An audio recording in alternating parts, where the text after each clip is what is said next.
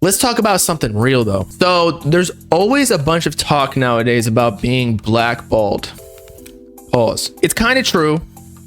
These labels do have hella influence. So I wanted to watch this clip of Tory Lanez talking about how we just discussed it before when we were looking at Destroy Lonely's monthly listeners, but he said that 80% of your streams as a major label artist come from these editorial, aka Spotify or Apple Music playlists where you have to submit, and like it's really just the major artists, or algorithmic, and that's for like the new music, daily, whatever. So, and actually some of the Spotify playlists for like genres have that as well, but it's mostly new releases.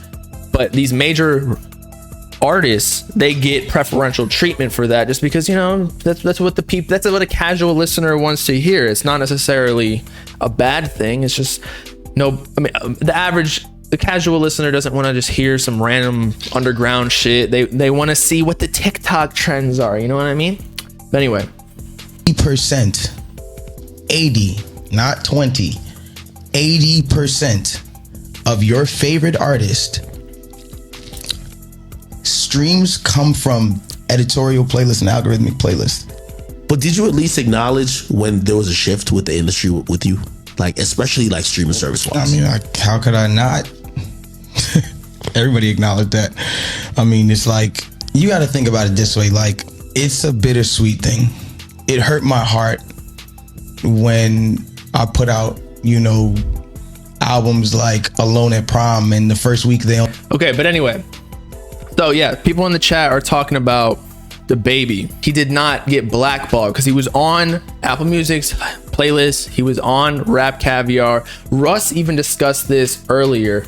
I think Academics posted it on, it was his story, Russ's story that is, wherein he was talking about what blackballed really means. But honestly, if you're a major label artist, why does it matter if you're blackballed? The whole point that you got signed to the label was because you're a big artist, unless you're an industry plant or you got too dependent on these playlists, which that means that you're not that great of an artist. Because if you need that extra 80% to do big numbers, are you really that big? That's why these underground rappers, they be streaming more than a lot of these mainstream rappers without the playlist thing. Like if you put up Yeet, I was trying to say it, if you put up Yeet against Nav organically, no playlisting, just people on demand streams trying to play their music, Yeet's gonna outsell Nav. It's just facts. Just facts.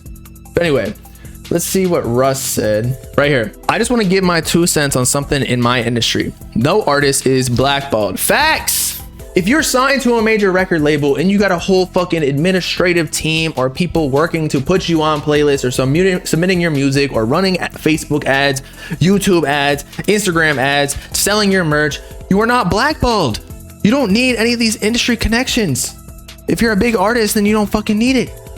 Unless they cut off your Wi-Fi, exactly. Just, you can post on Instagram. Social media democratized being able to promote your own music. It's not like we're in the 80s or even before that where there was no social media. You needed the label, if they wanted to back in the day, to just say, no, shut the fuck up. We're not going to promote your music. We're not going to put it on the radio. We're not going to even promote the CD sales. Like, then you're fucked. But nowadays, if you're a big artist and you have 1 million followers, you should be able to say, yo, stream my music right now on this date. Unless they cut off your Wi-Fi, remove your social media accounts, and take your music off all streaming platforms, you are not blackballed. If you are famous and can still tell your fans, hey, I'm putting out music, then they're not blackballed. Fans will listen to your music or they won't. It's that simple. Also, if you are a famous artist and you need playlists, what I was just saying, in order for people to listen to your music, how real are your fans? Exactly.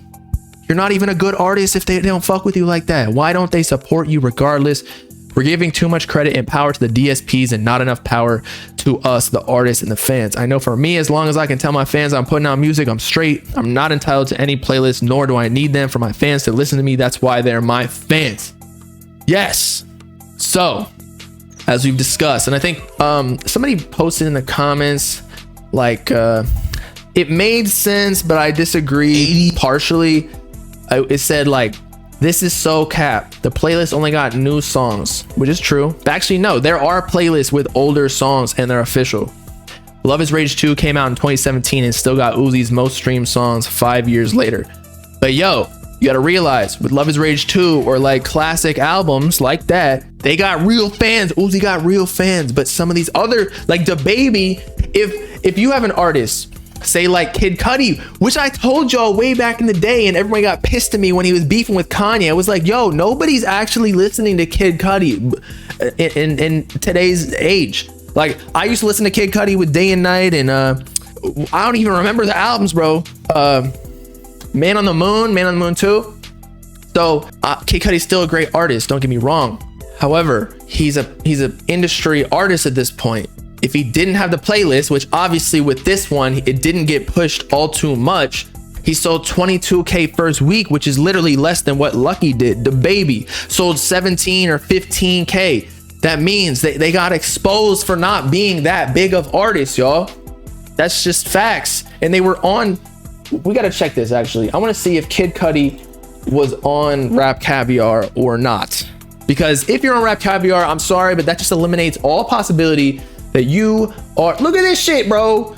What? How are you on Rap Caviar and you still selling 22K, bro? Or No Music Friday, or Chill Hits, or Beast Mode, or This Is Drake.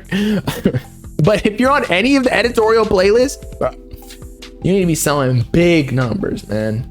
And I understand people thought this was like a soundtrack album because he just dropped like a little Netflix documentary or show or some shit, and it kind of looks like that.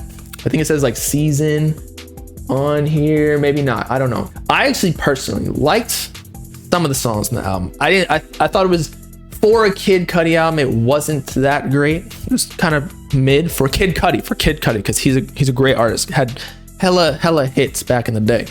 But you get the point, man. Once you take away the playlist, all of these artists get exposed for not being that large. So honestly, if you want to be a successful artist, go the Lucky route or like these underground route. See how big you can get without the playlist, and then once you know you lit, then you can start pouring on the gasoline. That's what the labels are there for anyway. But if you need it from the start, and obviously Kid Cudi was a whole different generation, then you're basically an industry plant at that point. If you need the record label's water, you a fucking plant.